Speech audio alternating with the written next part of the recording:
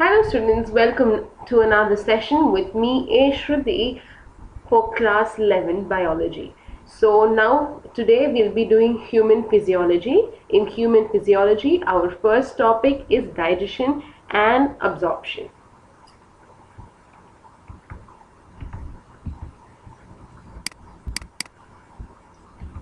So digestion. So why is digestion important?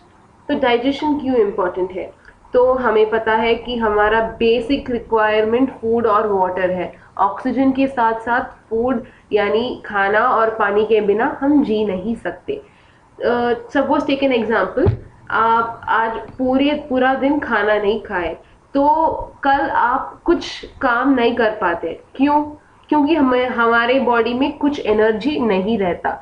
So food is one of the basic requirements and it provides energy and organic material for growth and repair of tissues.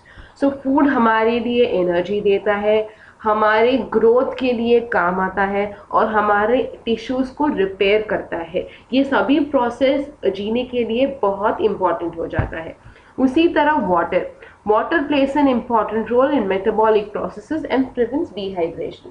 तो हमारे metabolic processes that is वो oxygen utilize करना या nutrients को utilise करना and dehydration को stop करना, ये सभी रोल वाटर भी प्ले करता है. वो भी बहुत इंपॉर्टेंट रिक्वायरमेंट है जीने के लिए. तो biomacromolecules in food cannot be utilised by our body in their original forms. तो जब हम खाना खाते हैं उनमें बहुत सारे nutrients, vitamins, minerals etcetera etcetera रहता है. बायोमैक्रोमोलिक्यूल्स in the form of biomacromolecules. So the biomacromolecules cannot be utilized as such. तो हमें फूड को यूटिलाइज करने के लिए उसे ट्रांसफॉर्म करना चाहिए ताकि हमारे बॉडी न्यूट्रिएंट्स को अब्जॉर्ब कर सके या न्यूट्रिएंट्स को यूटिलाइज कर सके. तो इस यूटिलाइजेशन के लिए हमें फूड को ब्रेक डाउन करना चाहिए, छोटे छोटे टुकड़े पे ब्रेक डाउन करना चाहिए और सिंपल सब्सटेंसेस जैसा कन्वर्ट करके उसके बाद हमारे बॉडी रेडी हो जाता है न्यूट्रिएंट्स देने के लिए. So digestion is the process of conversion of complex food substances into simple absorbable forms is called digestion. तो digestion कुछ नहीं है, ये definition बहुत simple है. digestion एक process है. ये वो process क्या करता है? वो process convert करता है complex food को simple करता है ताकि हमारे body उसको absorb कर सके. तो I'll read the definition again. It is a process of conversion of complex food substances into simple absorbable forms. This is known as digestion. ये digestion मैकेनिकल और बायोकेमिकल प्रोसेस है क्योंकि हम जब खाना खाते हैं उसको छोटे छोटे टुकड़े पे ब्रेक करते हैं. हमारे teeth, when we chew our teeth, the food gets broken down into smaller particles. ये एक मैकेनिकल प्रोसेस है और जब अंदर जाता है वो बहुत सारे एंजाइम्स और केमिकल्स एक्ट करते हैं. इसे बायोकेमिकल प्रोसेस कहते हैं. तो इट इज़ अ मिक्सचर, ये एक मिक्सचर है मैकेनिकल और बायोकेमिकल प्रोसेस का. So this is known as digestion. हम डाइजेशन को और एलॉबरेटली अब पढ़ेंगे. तो digestive system. So digestive system क्या है? डाइजेशन के लिए कौन कौन से ऑर्गन्स, ग्लैंड एक्सेट्रा जो हेल्प करता है वो सभी together it is known as digestive system. तो डाइजेस्टिव सिस्टम में दो पार्ट्स हैं. पहला है एलिमेंट्री कैनाल, सेकेंड है एसोसिएटेड ग्लैंड्स. तो हम एलिमेंट्री कैनाल को पहले पढ़ेंगे. Elementary canal. The elementary canal begins with an anterior opening, the mouth, and it opens out posteriorly through the anus. तो alimentary canal open starting, alimentary canal का starting mouth is the anterior. Anterior मतलब सबसे ऊपर. जो सबसे ऊपर है वो एंटीरियर कहते हैं और सबसे नीचे है उसे पोस्टीरियर कहते हैं. तो एंटीरियर ओपनिंग, सबसे ऊपर ओपनिंग क्या है? माउथ.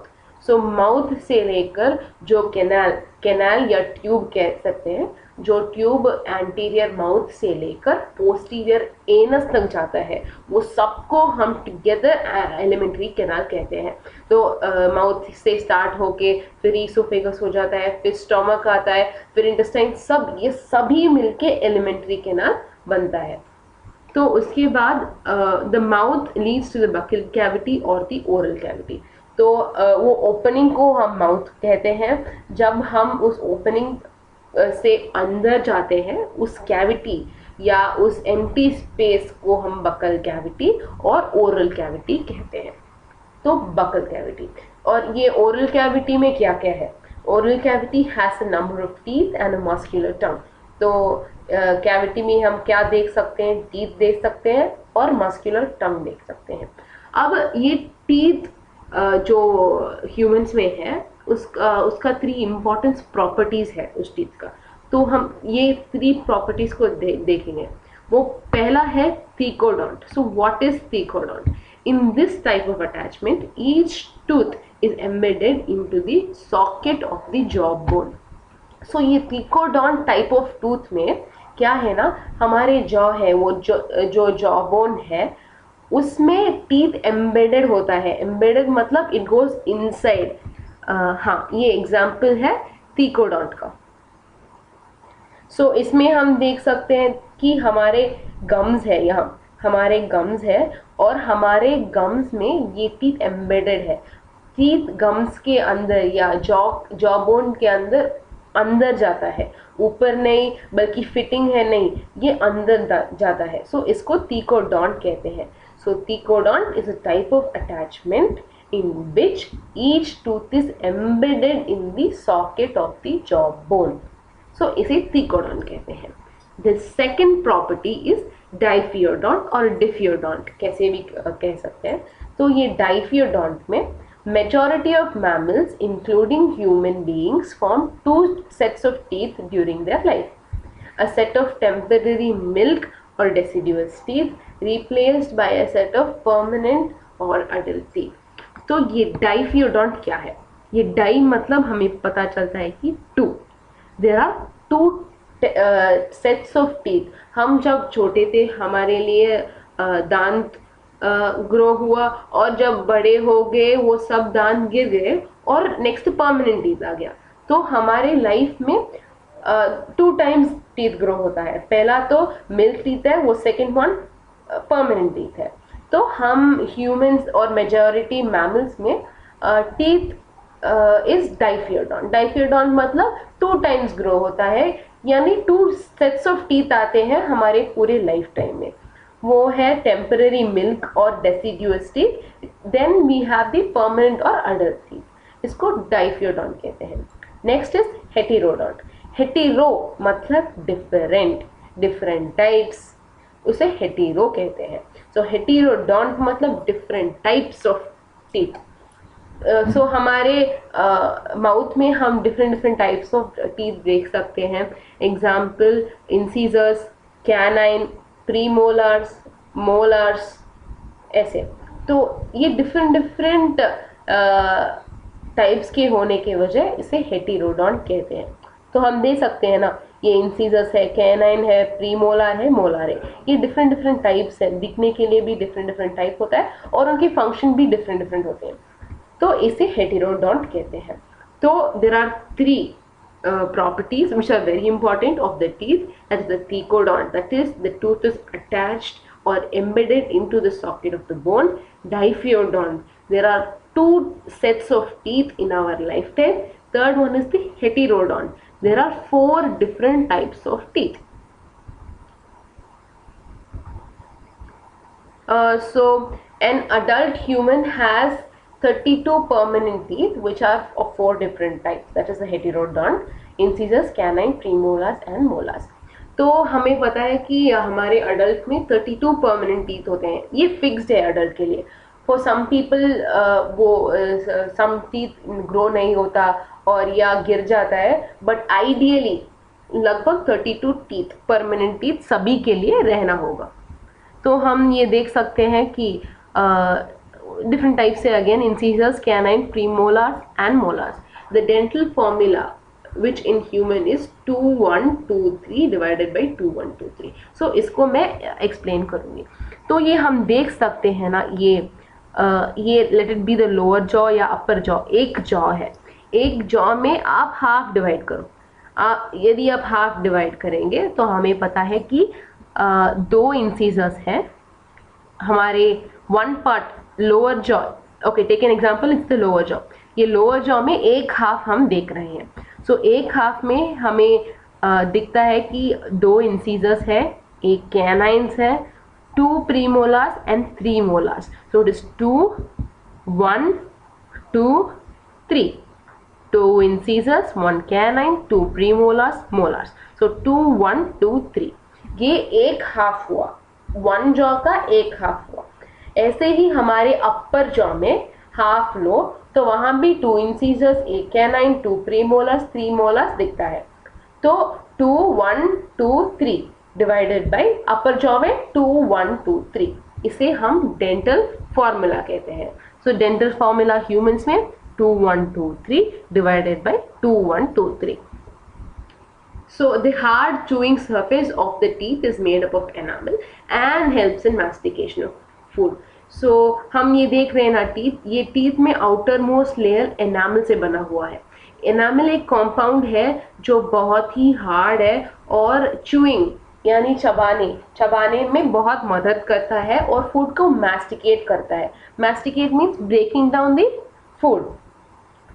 सो उसके बाद टीथ हुआ. अब टंग. So tongue is a freely movable muscular organ attached to the floor of the oval cavity by frenulum. तो टंग है, ये टंग एक मस्कुलर ऑर्गन है. It is purely muscle. इस tongue is made up of only muscle. तो ये टंग attach हुआ हमारे ओरल कैविटी के फ्लोर. ये कैसे अटैच होता है? Frenulum. So frenulum is again a muscle or a connection between the tongue and the floor of the oral cavity. This is called as frenulum. So the upper surface of the tongue has small projections called papillae, some of which bear taste buds. तो हम टंग देख सकते हैं. टंग देखने में हमें ऊपर surface में थोड़ा dot dot dot dot projections जैसा दिखता है. उस dot dot dot dot projections को हम पैपिले कहते हैं. सो उस पैपिले में some of which bear taste buds. तो हमें बहुत सारे प्रोजेक्शन होते हैं हमारे टंग के अपर सरफेस में, पर ओनली सम कुछ पैपिले ही टेस्ट बड्स को टेस्ट बस रहता है उस पैपिले में. Next oral cavity. तो हम ओरल कैविटी के बारे में देखें तो ओरल कैविटी के बाद आता है pharynx. So it is a common passage for food and air. ये ओरल कैविटी के बाद फेरिंग्स होता है. ये शॉर्ट फेरिंग्स है और ये कॉमन पैसेज है. किसके लिए कॉमन पैसेज है? फूड और एयर के लिए. उसके बाद ट्रेकिया एंड विंड पाइप है. तो उसके बाद ये फेरिंग्स के बाद सेपरेट हो जाता है. This is oesophagus and the wind pipe. Oesophagus food के लिए और trachea that is the wind के लिए और एयर के लिए. इसे विंड पाइप भी कहते हैं. So a cartilaginous flap called epiglottis prevent the entry of food into the glottis, that is the opening of the windpipe during swallowing. तो हमने देखा कि बकल कैविटी से शॉर्ट फेरिंग्स है. ये फेरिंग्स कॉमन पैसेज है. किसके लिए कॉमन पैसेज है? फूड और एयर के लिए. उसके बाद ये फेरिंग्स दो पाइप में डिवाइड होता है. एक oesophagus that is for the food और दूसरा है ट्रेकिया और विंड पाइप एयर के लिए. तो ये दोनों मिक्सअप नहीं होना चाहिए, नहीं तो फूड विंड पाइप के अंदर जाएगा तो हमारे लंग्स कोलैप्स हो जाता है और कुछ कॉम्प्लिकेशंस या डिसीजेस भी आ सकती है. तो ये बहुत इम्पॉर्टेंट होता है कि फूड पाइप के यानी ईसोफेगस के अंदर जाए और एयर ट्रकिया और विंड पाइप के अंदर जाए. इसको रेगुलेट या कंट्रोल करने के लिए एक कार्टिलेजिनस फ्लैप है. इस कार्टिलेजिनस फ्लैप को एपिग्लॉटिस कहते हैं. तो ये एपिग्लॉटिस क्या करता है? एक टाइम में एक पाइप को ही ओपन करता है। एग्जाम्पल, जब हम फूड को स्वॉलो कर रहे हैं तो ये ईसोफेगस और फूड पाइप, वो फूड पाइप को ओपन करता है और विंड पाइप को क्लोज करता है, ताकि जब हम स्वॉलो करेंगे ये फूड ईसोफेगस के अंदर जाए और विंड पाइप के अंदर नहीं।